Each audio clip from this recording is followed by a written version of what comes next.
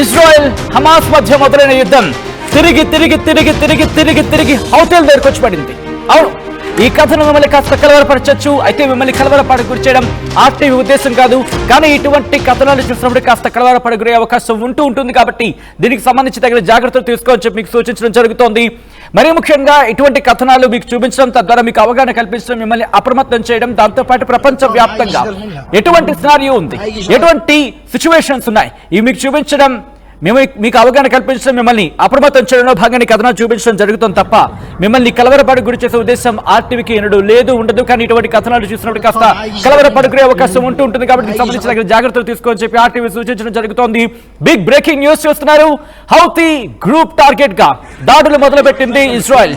యెమెన్లోని Houthi స్థావరాలే target గా Israel వైమానిక దాడులకు దిగుతోంది.